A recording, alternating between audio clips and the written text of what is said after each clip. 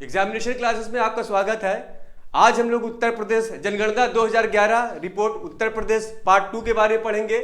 Part first पे मैंने काफ़ी चीज़ें डिस्कस की थी। आज हम लोग जनसंख्या घनत्व, साक्षरता, लिंगानुपात आदि जो भी टॉपिक्स हैं, आज हम लोग इसको पढ़ के आज उत्तर प्रदेश जनगणना 2011 उत्तर प्रदेश पार्ट 2 समाप्त कर देंगे। इसके बाद इससे रिलेटेड जो भी क्वेश्चन होगा उसके बारे में हम लोग डिटेल में डिस्कस करेंगे। तो चलिए आज हम लोग स्टार्ट करते हैं जनगणना report 2011 Uttar Pradesh part 2। Part 2 जो है, पहला पार्ट जो हमने पढ़ाया था उसमें हम लोगों ने बहुत ही इंपॉर्टेंट पॉइंट्स के बारे में डिस्कस किया था काफी डिटेल में। आज हम लोग जनसंख्या घनत्व के बारे में बात करेंगे। किसकी? जनसंख्या घनत्व। जनसंख्या घनत्व। पहले जनसंख्या घनत्व के बारे में बात कर लेते हैं। जनसंख्या घनत्व क्या होता है? एक वर्ग स्क्वायर किलो मतलब एक वर्ग किलोमीटर में जितनी भी लोगों की संख्या, एक वर्ग किलोमीटर में जितने भी लोग रहते हैं उन लोगों को उस क्षेत्र का क्या कहते हैं? जनसंख्या घनत्व। अब अगर हम उत्तर प्रदेश की बात करते हैं तो उत्तर प्रदेश का जो जनसंख्या घनत्व कितना है? 829। उत्तर प्रदेश का जनसंख्या घनत्व कितना है? 829 व्यक्ति प्रति वर्ग किलोमीटर। कितने? 829 व्यक्ति प्रति वर्ग किलोमीटर। यानी कि जो रिपोर्ट 2011 में आई थी उसमें यह पाया गया था कि उत्तर प्रदेश के एक स्क्वायर किलोमीटर में 829 व्यक्ति क्या है? एवरेज रहते हैं। और जो हमारे भारत का था, भारत का कितना था? यानी कि हमारे देश का भारत का कितना था? मैंने बताया था 382। भारत का कितना था? यानी कि हमारे देश का जो जनसंख्या घनत्व क्या था? वो 382 था। और उत्तर प्रदेश का कितना है? 829। अब ये भी हम लोग ध्यान रखते हैं, जनसंख्या घनत्व के आधार पर उत्तर प्रदेश का चौथा स्थान है। जनसंख्या घनत्व के आधार पर उत्तर प्रदेश का क्या है? चौथा स्थान है। पहले स्थान पे कौन था? पहले स्थान पे हमारा कौन था? बिहार था जनसंख्या घनत्व में रिपोर्ट 2011 के आधार पे। दूसरे स्थान पे हमारा क्या था? पश्चिम बंगाल था। कौन था? पश्चिम बंगाल था। तीसरे स्थान पे हमारा क्या था? केरल था। और चौथे स्थान पे हमारा क्या हो जाएगा? उत्तर प्रदेश। यानी कि जनसंख्या घनत्व के आधार पे उत्तर प्रदेश का कौन सा स्थान है? चौथा स्थान है। जनसंख्या घनत्व के आधार पर उत्तर प्रदेश का कौन सा स्थान है? चौथा स्थान है। यह भी हमसे क्या कर सकता है? क्वेश्चन में पूछ सकता है कि जनसंख्या घनत्व के आधार पर उत्तर प्रदेश का क्या कौन सा स्थान है? चौथा स्थान है।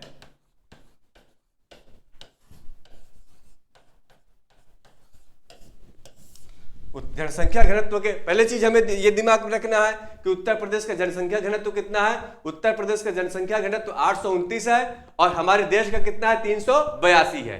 ये हमें दिमाग में रखना है। और उत्तर प्रदेश का जनसंख्या घनत्व के आधार पे हमारे देश में 28 राज्यों में क्या है इस टाइम? चौथा, मतलब 2011 रिपोर्ट के आधार पे कौन सा स्थान है?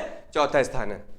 अब हम लोग ये बात कर लेते हैं कि उत्तर प्रदेश के कौन से ऐसे जिले हैं जहां पे जनसंख्या घनत्व अधिक है और जहां पे क्या है? जनसंख्या घनत्व क्या है? न्यूनतम है। तो जनसंख्या घनत्व ठीक है, अधिकतम जनसंख्या घनत्व वाले जिले, अधिकतम, एक मिनट,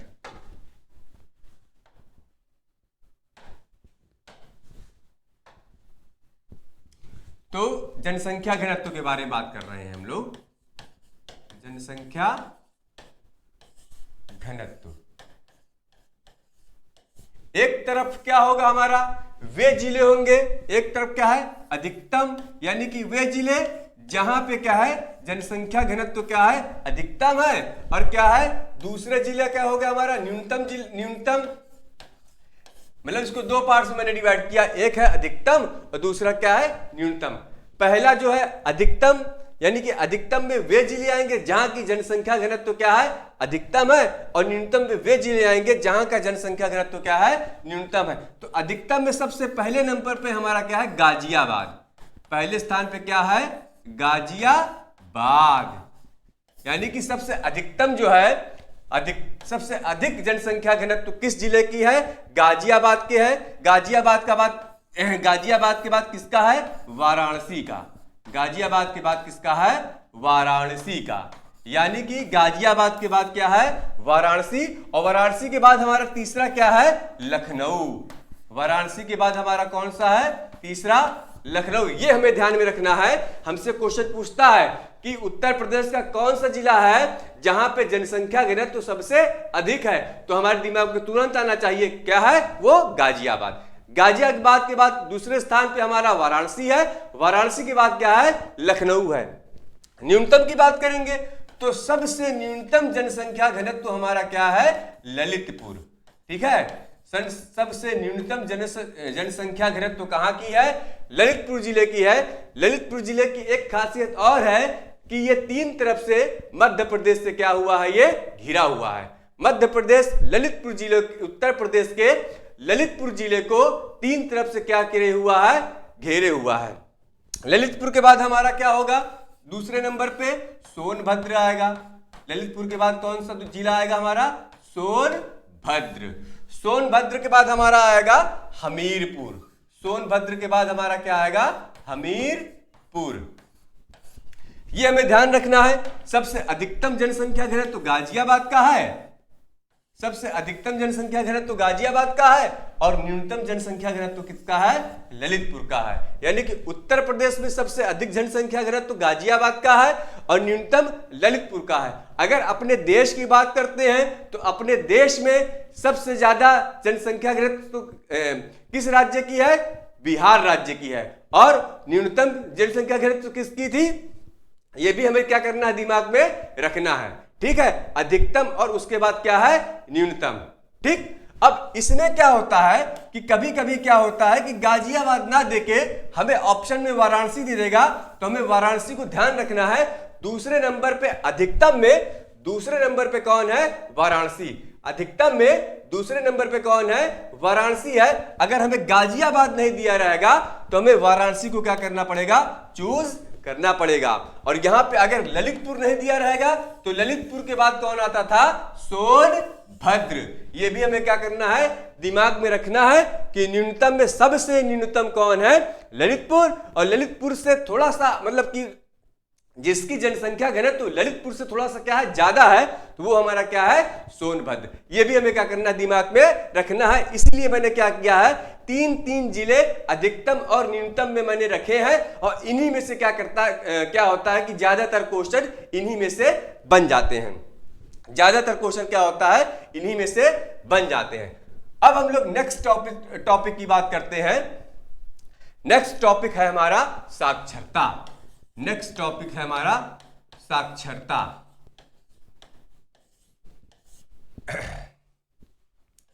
नेक्स्ट टॉपिक हमारा है साक्षरता। तो उत्तर प्रदेश की कुल साक्षरता जो है, उत्तर प्रदेश की कुल साक्षरता जो है 2011 के अनुसार वो हमारी है 67.7%। 67.7%। 67.7%।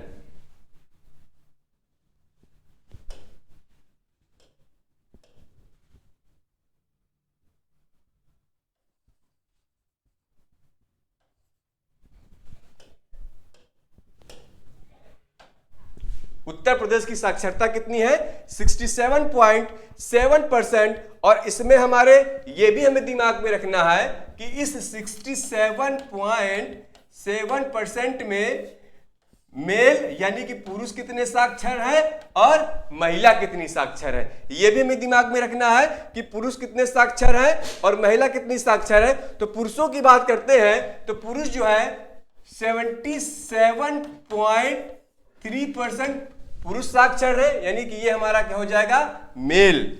ये हमारा कौन हो जाएंगे? मेल। पुरुष जो है 77.3% पुरुष साक्षर है और फीमेल की बात करेंगे तो फीमेल में 57.2% क्या है? महिलाएं साक्षर हैं। ठीक है, 57.2% महिलाएं साक्षर हैं और 77.3% क्या है, पुरुष साक्षर हैं। ये कौन करता है, रिपोर्ट 2011, रिपोर्ट क्या है 2011 के अनुसार, ठीक है, रिपोर्ट 2011 के अनुसार। ये हमें दिमाग में रखना है। अगर इंडिया देश की बात करते हैं, अपने देश की साक्षरता क्या थी, यानी कि जो हमारे देश की साक्षरता कितनी थी, 73% थी। और इसमें मेल कितने थे, मेल हमारे लगभग 80%, यानी कि जो पुरुष थे 80.9%, लगभग 81% साक्षर थे। यानी कि जो पुरुष थे वो लगभग क्या थे, 81% साक्षर थे, यानी कि 80.9% पुरुष साक्षर थे। और फीमेल की बात करेंगे, जो फीमेल थी वो 64.6% साक्षर थी। फीमेल कितनी थी, 64.6% क्या थी, साक्षर थी। ये 2011 के अनुसार। हमसे पूछेगा क्वेश्चन में, अगर अपने प्रदेश की बात करेंगे, प्रदेश की जो साक्षरता है 2011 के अनुसार 67.7% है। कितनी है 67.7% है। और अपने देश की बात करेंगे तो 73%। इसमें देखो, हम अपने प्रदेश और हमारे देश, यानी कि जो हमारा प्रदेश है उत्तर प्रदेश, उसके बारे में भी हम लोग जान ले रहे हैं और अपने देश के बारे में भी हमारा क्या हो जा रहा है, रिवीजन हो जा रहा है। देश में क्या है 73%। इस 67.7% में 77.3% पुरुष थे और 57.2% क्या थी, महिलाएं थी। 57.2% कितनी थी, महिलाएं साक्षर थी। इसमें 80.9% पुरुष साक्षर थे और इसमें क्या थे 64.6% महिलाएं साक्षर थी। देश में ये है। और हमारे प्रदेश में क्या है, ये है। हमारे प्रदेश में क्या है, प्रदेश की साक्षरता ये है और देश की साक्षरता ये है। हमें क्या करना है, ये दिमाग में रखना है। अब हम लोग साक्षरता में क्या करेंगे, देश का जो कौन सा स्थान है, साक्षरता में देश का जो हमारे है तीसरा स्थान है। साक्षरता में हमारे देश का कौन सा स्थान है, साक्षरता वृद्धि में, साक्षरता नहीं, साक्षरता वृद्धि में हमारे प्रदेश का तीसरा स्थान है। यह भी हमें दिमाग में रखना है कि साक्षरता वृद्धि में हमारे प्रदेश का, यानी उत्तर प्रदेश का, हमारे प्रदेश का कौन सा स्थान है, तीसरा स्थान है। साक्षरता वृद्धि में हमारे प्रदेश का तीसरा स्थान है। ये हमें ध्यान में रखना है। और हमने अपने देश की बात करेंगे तो हमारे देश में सबसे साक्षर जो स्टेट है वो हमारा क्या है, केरल है। लगभग 94% वहां के लोग क्या है, साक्षर है। उसके बाद क्या था, हमारा मिजोरम था। मिजोरम के बाद क्या था, हमारा तमिलनाडु था, फिर आंध्र प्रदेश था। ये सब स्टेट्स क्या थे, साक्षर थे। ठीक, ये हमें क्या करना है, दिमाग में रखना है। और सबसे न्यूनतम साक्षर हमारा स्टेट कौन सा है, बिहार। यानी कि जो सबसे न्यूनतम साक्षरता किसकी थी, बिहार प्रदेश की थी। ये भी हमें क्या करना है, हमें दिमाग में रखे रहना है। अब हम लोग उन जिलों की बात करेंगे जहां की साक्षरता अधिकतम है और उन जिलों की बात करेंगे जहां की साक्षरता क्या है, न्यूनतम है। तो साक्षरता यहां पे चल रहा है हमारा टॉपिक इस टाइम, साक्षरता। अब यहां पे अधिकतम साक्षर वाले जिले, अधिकतम साक्षरता वाले जिले, अधिकतम साक्षरता वाले जिले, और यहां पे क्या हो जाएगा, न्यूनतम साक्षरता वाले।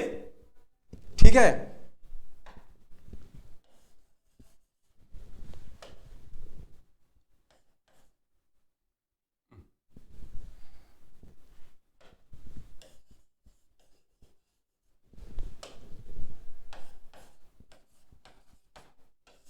मतलब कि उन जिलों की बात करेंगे जहां की साक्षरता अधिकतम है और उन जिलों की बात करेंगे जहां की साक्षरता क्या है, साक्षरता न्यूनतम है।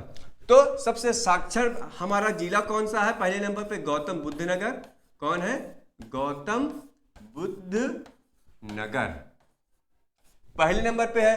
गौतम बुद्ध नगर के बाद हमारा दूसरे नंबर पे हमारा आएगा कानपुर नगर। दूसरे नंबर पे हमारा कौन सा आएगा? कानपुर। तीसरे नंबर पे हमारा आ जाएगा औरैया। तीसरे नंबर पे हमारा क्या आ जाएगा? औरैया। ठीक है, तीसरे नंबर पे हमारा क्या है? औरैया। चौथे नंबर पे क्या है? इटावा। ये हमारे क्या है? सबसे साक्षर जिले, प्रदेश के साक्षर जिले। तो प्रदेश में सबसे सर्वाधिक साक्षर हमारा जिला है गौतम बुद्ध नगर। गौतम बुद्ध नगर के बाद कानपुर, कानपुर के बाद क्या है? औरैया। और न्यूनतम में अगर बात करेंगे तो पहले नंबर पे क्या है हमारा? श्रावस्ती। कौन है? श्रावस्ती। श्रावस्ती की जो साक्षरता है वो सबसे कम है। श्रावस्ती जिले की क्या है? साक्षरता सबसे कम है। श्रावस्ती के बाद दूसरे नंबर पे हमारा बहराइच है। बहराइच है। तीसरे नंबर पे हमारा बलरामपुर है। तीसरे नंबर पे हमारा क्या है? बलरामपुर है। बलरामपुर। और चौथे नंबर पे हमारा क्या है? बदायूं। बदायूं। ठीक है, ये हमें दिमाग में रखना है। सबसे अधिकतम साक्षर जिला हमारा कौन है? गौतम बुद्ध नगर। और सबसे न्यूनतम साक्षर जिला हमारा क्या है? श्रावस्ती। ठीक है, गौतम बुद्ध नगर के बाद क्या है हमारा? कानपुर। कानपुर, ठीक है, कानपुर साक्षर है। कानपुर के बाद हमारा क्या है? औरैया। औरैया के बाद क्या है? इटावा। सबसे न्यूनतम साक्षर जिला हमारा क्या है? श्रावस्ती। श्रावस्ती के बाद क्या है? बहराइच। बहराइच के बाद क्या है? बलरामपुर। बलरामपुर के बाद क्या है? बदायूं। ये हमें क्या करना है? याद करना है। और यही सब हमसे पेपर में पूछा जाता है। पेपर टफ बनेगा। ठीक है, जब पेपर टफ लेवल का रहेगा तो कहेगा कि सबसे न्यूनतम जिला कौन सा है, तो हमें श्रावस्ती न देके क्या दिया रहेगा? या तो बहराइच दिया रहेगा या तो बलरामपुर। तो इसी सीरियल के आधार पर अगर हम पढ़े रहेंगे तो वहां पे आसानी से इस टाइप के क्वेश्चन को कर ले जाएंगे हम लोग। ठीक, इसी प्रकार से सबसे अधिकतम साक्षर जिला हमारा गौतम बुद्ध नगर, नोएडा। नोएडा के बाद कानपुर। ठीक है, जहां पे नोएडा है गौतम बुद्ध नगर, फिर कानपुर, औरैया और फिर इटावा। यहां श्रावस्ती, बहराइच, बलरामपुर, बंदावा। और ये भी हमें दिमाग में रखना है, कभी कभी क्वेश्चन पूछ लेता है कि सर्वाधिक पुरुष साक्षरता वाला जिला कौन सा है। ठीक है, पुरुष साक्षरता वाला जिला।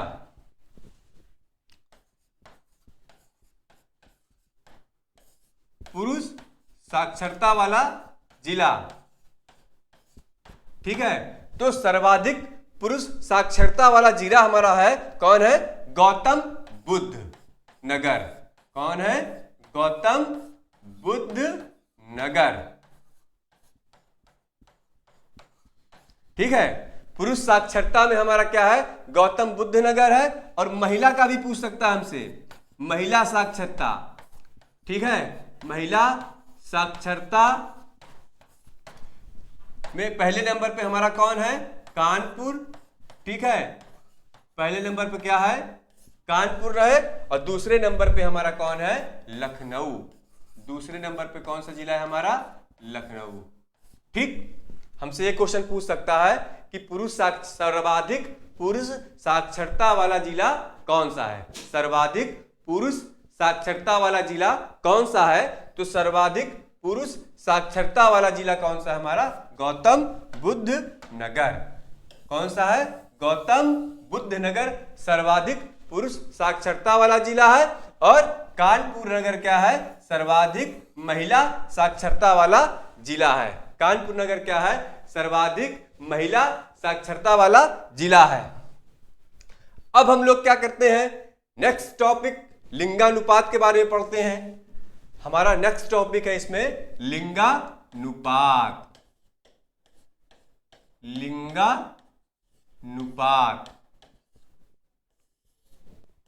अब लिंगानुपात क्या होता है ये मैंने आप लोगों को जब जनगणना, ठीक है, रिपोर्ट 2011 अपने देश के बारे में पढ़ाया था तो वहां पे हमने लिंगानुपात के बारे में बताया था।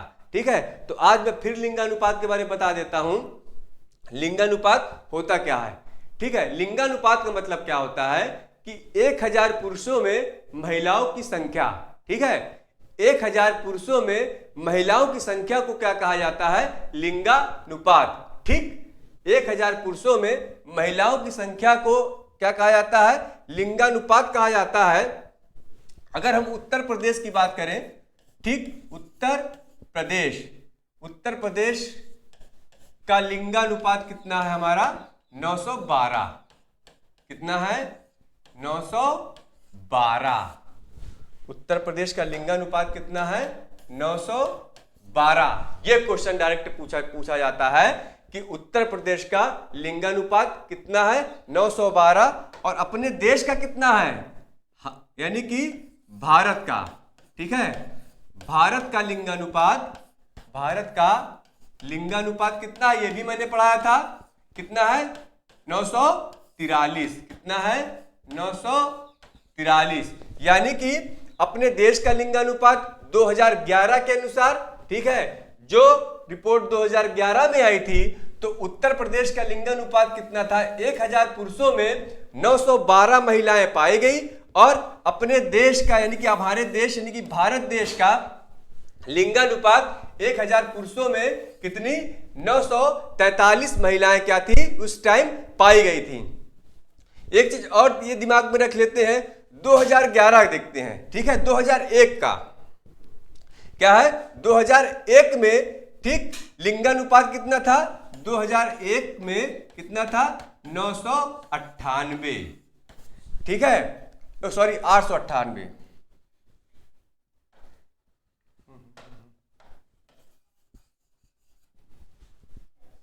ये हमारा हो जाएगा 898, ठीक। 2011 जो था देश का, ये हमारे क्या है? देश का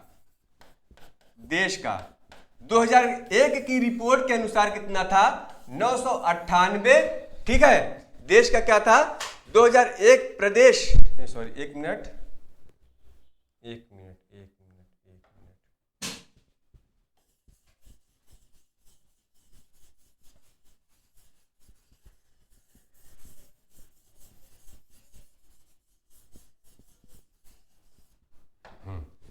उत्तर प्रदेश का ये 2011 का रिपोर्ट है। अगर उत्तर प्रदेश 2001 की रिपोर्ट देखें, उत्तर प्रदेश का 2001 में जो लिंगानुपात रिपोर्ट आया था, 2001 में लिंगानुपात कितना था हमारा? वो 898 ये था। यानी कि उत्तर प्रदेश का यह भी पूछा जाता है कि 2001 में उत्तर प्रदेश का लिंगानुपात कितना था? 898। और 2011 की रिपोर्ट के अनुसार कितना था? 912। यानी कि कितने की वृद्धि हुई? ठीक है, 2001 और 2011 के अनुसार कितनी वृद्धि हुई लिंगानुपात में? 14 की वृद्धि हुई। कहां पे हुई? उत्तर प्रदेश में। कहां पे हुई? उत्तर प्रदेश में। अब हम अधिक उन जिलों के बारे में पढ़ लेते हैं जहां पे लिंगानुपात क्या है? सर्वाधिक होता है, मतलब जहां का लिंगानुपात सर्वाधिक है। और उन जिलों के बारे में जानेंगे जहां का लिंगानुपात क्या है? न्यूनतम है। ये क्वेश्चन बहुत पूछा जाता है लिंगानुपात का। तो सर्वाधिक लिंगानुपात वाले जिले, ठीक है, ये ध्यान रखना है हमें। और उसके बाद क्या है? न्यूनतम लिंगानुपात वाले जिले। तो सबसे सर्वाधिक लिंगानुपात जो है हमारा, पहले नंबर पे कौन है? जौनपुर। ये क्वेश्चन बहुत बार पूछा गया है, ठीक है। ये क्वेश्चन क्या है? हमसे बहुत बार पूछा गया है कि सर्वाधिक लिंगानुपात वाला जिला कौन सा है? जौनपुर। दूसरे नंबर पे हमारा कौन है? आजमगढ़। दूसरे नंबर पे कौन है? आजमगढ़, ठीक। आजमगढ़ के बाद हमारा तीसरे नंबर पे कौन है? देवरिया। तीसरे नंबर पे कौन है? देवरिया। बस 3 बहुत है, ठीक। सबसे सर्वाधिक लिंगानुपात जौनपुर जिले की है। सबसे सर्वाधिक लिंगानुपात कहां की है? जौनपुर जिले की है। उसके बाद दूसरे नंबर पे हमारा कौन है? आजमगढ़। और तीसरे नंबर पे क्या है हमारा? देवरिया। ये हमें क्या करना है?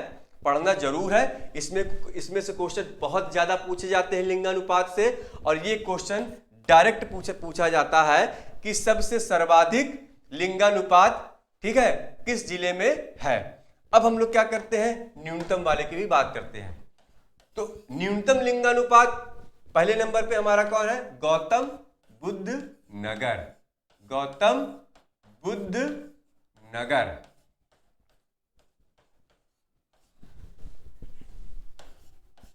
तो गौतम बुद्ध नगर जिला वह जिला है जहां पे सबसे कम लिंगानुपात क्या है, पाया गया। ठीक, गौतम बुद्ध नगर जिला उत्तर प्रदेश का वह जिला है जहां पे सबसे कम लिंगानुपात क्या है, पाया गया। दूसरे नंबर पे बागपत है या हमीरपुर, क्या है, बागपत या हमीरपुर। ठीक, दूसरे नंबर पे बागपत है या हमीरपुर है।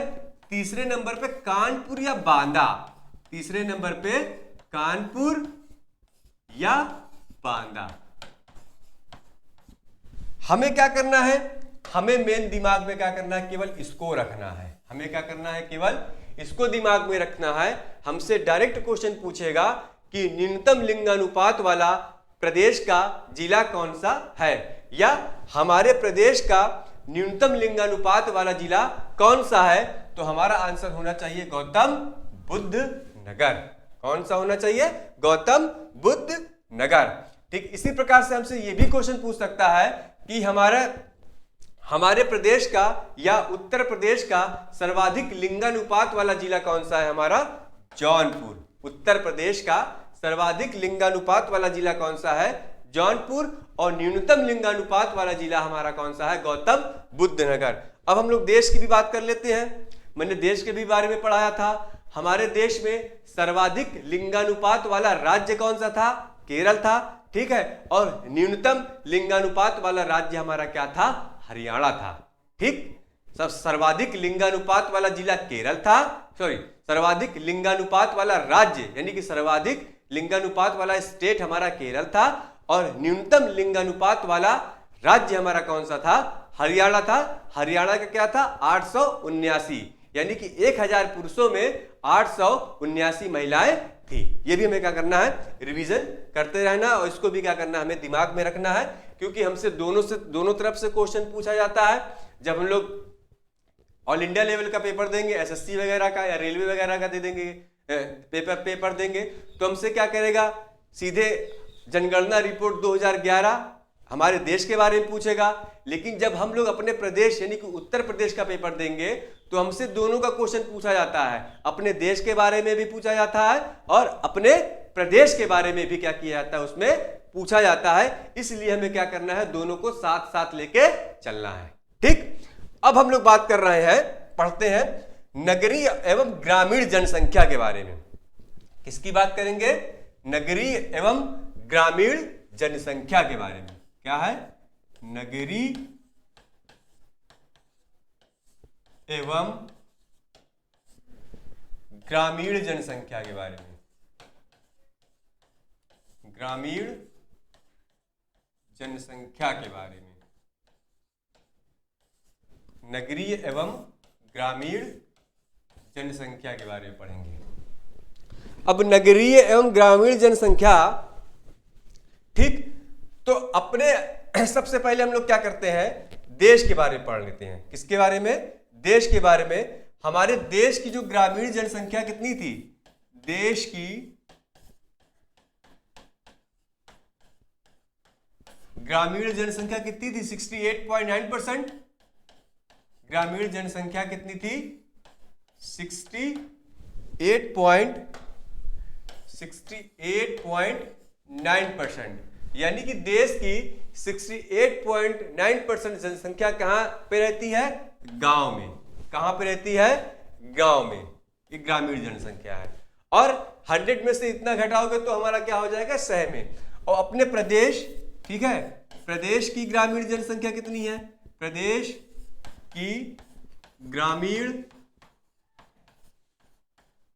जनसंख्या कितनी है हमारी, प्रदेश की जो ग्रामीण जनसंख्या है वो हमारी कितनी है, 77.7%। कितनी है, 77.7%। यानी कि उत्तर प्रदेश में, ठीक है, उत्तर प्रदेश में जो ग्रामीण जनसंख्या है, ठीक है, उत्तर प्रदेश की ग्रामीण जनसंख्या है वो कितनी है? 77.7%। यानी कि उत्तर प्रदेश में 77.7% लोग कहां पे रहते हैं? गांव में रहते हैं। कितने लोग रहते हैं? उत्तर प्रदेश की कुल जनसंख्या का 77.7% लोग कहां पे रहते हैं? गांव में रहते हैं। ठीक है, अब नगरीय जनसंख्या की दृष्टि से उत्तर प्रदेश का, यह भी मैंने पढ़ाया था कि नगरीय जनसंख्या की दृष्टि से उत्तर प्रदेश का महाराष्ट्र के बाद कौन सा स्थान है? दूसरा स्थान है। यह भी मैंने पढ़ा था। नगरीय जनसंख्या के आधार पर नगरीय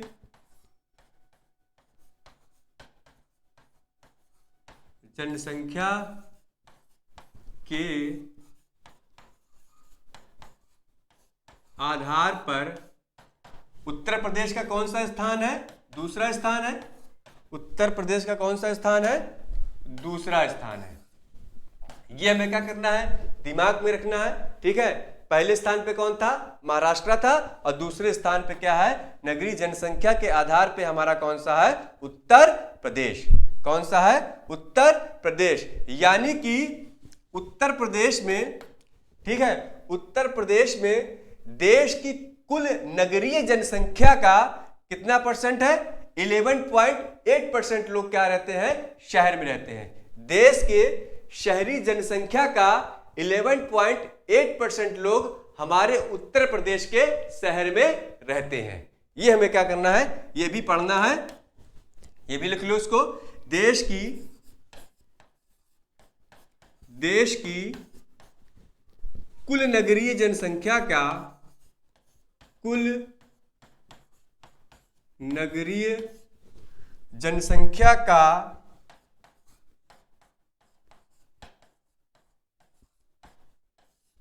कुल नगरीय जनसंख्या का या जनसंख्या में उत्तर प्रदेश का योगदान, उत्तर प्रदेश का योगदान कितना है? 11.8% है। क्या है? 11.8%। ठीक, कितना है? 11.8% के साथ क्या है? नगरीय जनसंख्या के आधार पे उत्तर प्रदेश का दूसरा स्थान है। किसके बाद? महाराष्ट्र के बाद। उत्तर प्रदेश का कौन सा स्थान है? दूसरा स्थान है महाराष्ट्र के बाद। अब हम क्या कर रहे हैं? अब सर्वाधिक नगरीय जनसंख्या वाले जिले और न्यूनतम नगरीय जनसंख्या वाले जिलों को क्या करते हैं? पढ़ लेते हैं तुरंत। इसको क्लियर कर देता हूं मैं। सर्वाधिक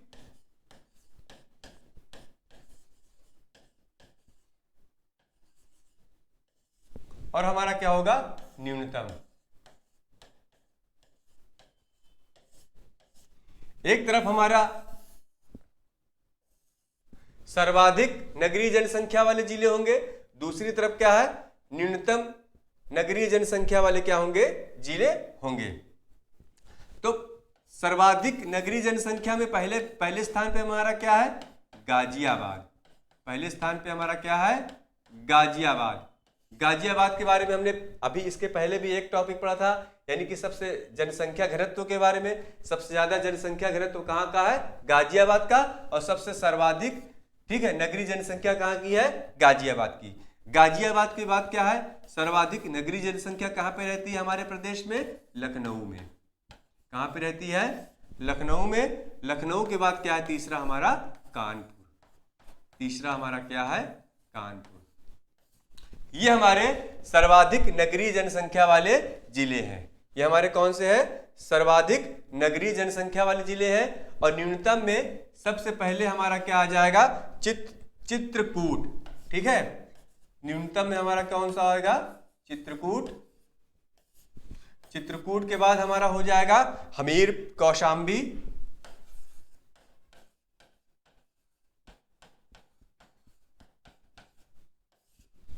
ठीक, सर्वाधिक नगरीय जनसंख्या वाला जिला गाजियाबाद और न्यूनतम नगरीय जनसंख्या वाला जिला हमारा कौन सा है? चित्रकूट है। और तीसरे नंबर पे हमारा कौन है? संत कबीर नगर। ठीक है, तीसरे नंबर पे हमारा क्या है? संत कबीर नगर। ये हमारा क्या है, हमें कुछ नहीं दिमाग में रखना है, मेनली हमें दिमाग में केवल यही रखना है, सर्वाधिक नगरीय जनसंख्या वाला जिला हमारा कौन सा है, गाजियाबाद, और न्यूनतम नगरीय जनसंख्या वाला जिला हमारा क्या है, चित्रकूट। बस दो दो याद कर लेना है, गाजियाबाद लखनऊ यहां से याद कर लो, चित्रकूट कौशाम्बी यहां से याद कर लो, क्वेश्चन यहीं से पूछा जाता है। ठीक है, गाजियाबाद लखनऊ सर्वाधिक में याद कर लो, चित्रकूट और कौशाम्बी न्यूनतम में याद कर लो, क्वेश्चन इन्हीं सब से क्या किया जाता है, पूछा जाता है। ठीक, अब अगर हमारा इसमें हम लोग सर्वाधिक नगरीय जनसंख्या तो हो गई, अब हम लोग क्या करते हैं, सर्वाधिक ग्रामीण जनसंख्या के बारे में पढ़ते हैं। किसके बारे में, सर्वाधिक ग्रामीण जनसंख्या के बारे में। तो सर्वाधिक ग्रामीण जनसंख्या कहां पे रहती है, पहले नंबर पे हमारा क्या है, प्रयागराज। सर्वाधिक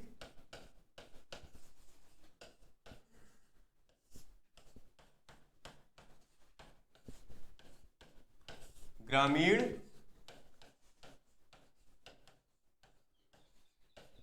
जनसंख्या। ठीक, सर्वाधिक ग्रामीण जनसंख्या पहले नंबर पे हमारा हो जाएगा प्रयागराज यानी कि इलाहाबाद। पहले नंबर पे प्रयागराज के बाद दूसरा है आजमगढ़।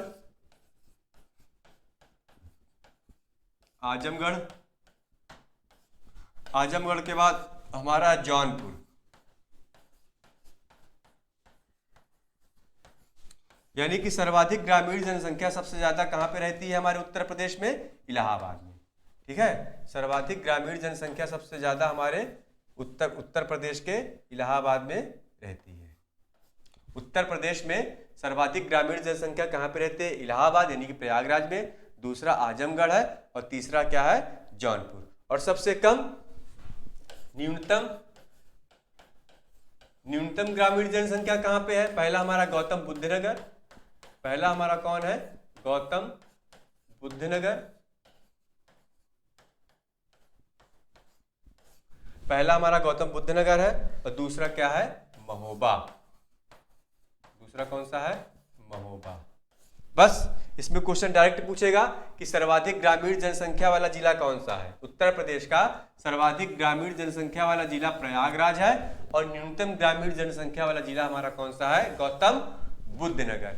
इन्हीं दोनों में से क्या क्वेश्चन ज्यादातर पूछा जाता है कि उत्तर प्रदेश का सर्वाधिक ग्रामीण जनसंख्या वाला जिला कौन सा है, प्रयागराज, और उत्तर प्रदेश का न्यूनतम ग्रामीण जनसंख्या वाला जिला कौन सा है, गौतम बुद्ध नगर। यदि प्रयागराज नहीं दिया रहेगा तो दूसरे नंबर पे हमारा क्या है, आजमगढ़।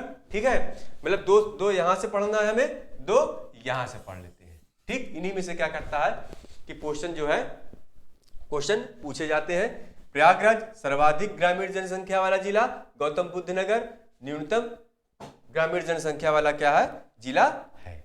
ठीक, नेक्स्ट टॉपिक हम लोग देख लेते हैं तुरंत। अब हमारा अगला टॉपिक है अनुसूचित जाति एवं जनजाति। क्या है, अनुसूचित जाति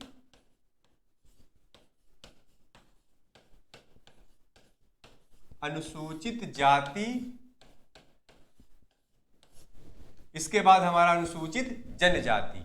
ठीक, तो उत्तर प्रदेश की कुल जनसंख्या का, ठीक है, यानी कि अनुसूचित जाति जो है हमारे प्रदेश में, उत्तर प्रदेश की जितनी जनसंख्या है उसका 20.7% यहाँ पे क्या है, अनुसूचित जाति निवास करती है। और अपने देश में सबसे ज्यादा अनुसूचित जाति हमारे उत्तर प्रदेश में ही क्या करती है, निवास करती है। यह भी हमें क्या करना है, तो उत्तर प्रदेश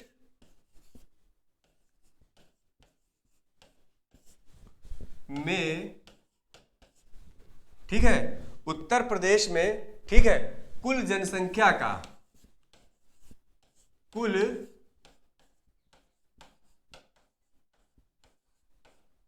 जनसंख्या का अनुसूचित जाति कितनी है, 20.7%। कितनी है, 20.7%। और अपने देश में कितनी है, देश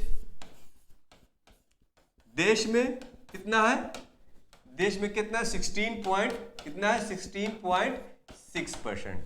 ठीक, प्रदेश में 20.7% है और देश की बात करेंगे 16.7%। ठीक, ये हमसे पेपर में बहुत कभी क्वेश्चन यहां से आते हैं। ठीक, लेकिन ये भी हमें क्या करना है, इस टॉपिक के बारे में भी हमें जानकारी रखनी पड़ेगी। यहीं पे ओवर करते हैं, क्योंकि कुछ टेक्निकल डिफॉल्ट हो गया तो 2 टॉपिक हमारे जो है उसको मैं नेक्स्ट पार्ट में उसको पढ़ा दूंगा। ठीक है, अनुसूचित जाति एवं जनजाति। उसके बाद जो है उत्तर प्रदेश जनगणना रिपोर्ट 2011 हमारा खत्म हो जाएगा, और इससे रिलेटेड जो भी क्वेश्चन होगा उसके बारे में हम लोग डिटेल में डिस्कस करेंगे। तो आज के लिए धन्यवाद।